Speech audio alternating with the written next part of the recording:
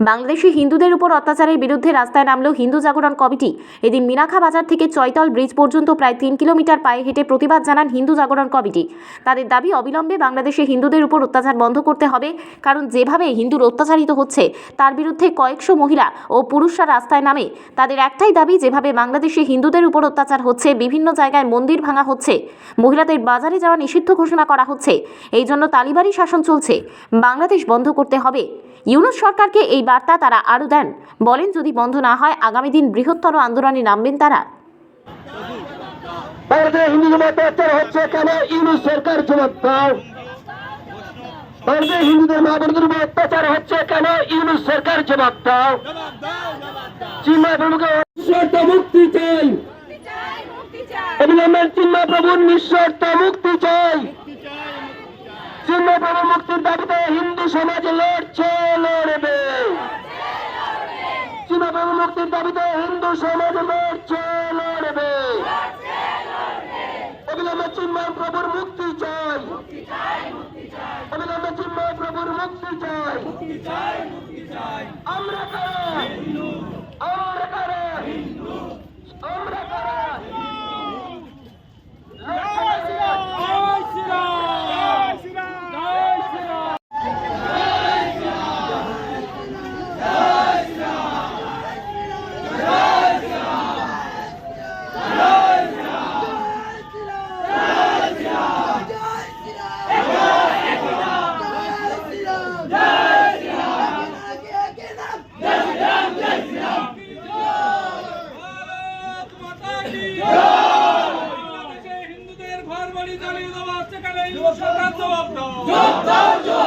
বাংলাদেশে হিন্দুদের উপর অত্যাচার করা হচ্ছে কেন?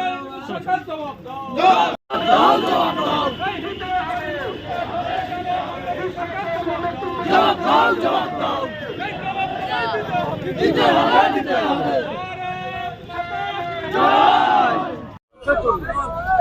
দেখুন, আজকে কয়েকদিন যাবৎ আপনারা দেখতে পাচ্ছেন সারা বাংলাদেশ জুড়ে যেভাবে হিন্দুদের ওপর অত্যাচার হচ্ছে, তার সঙ্গে সঙ্গে সাধু সন্ন্যাসী তাদেরকে গ্রেপ্তার করা হচ্ছে, সাধারণ মানুষকে অত্যাচার করা হচ্ছে, মা বোনেদের ওপর অত্যাচার করা হচ্ছে বাংলাদেশে।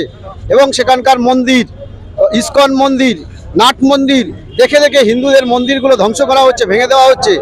আমরা তার প্রতিবাদে আজকে এখানে সমগ্র পশ্চিমবঙ্গের হিন্দুদের সাথে সাথে এই মিনাখা বিধানসভার অন্তর্গত এবং মালঞ্চর পার্শ্ববর্তী যারা আছেন হিন্দু সনাতনী ভাইদেরকে আহ্বান জানানো হয়েছিল।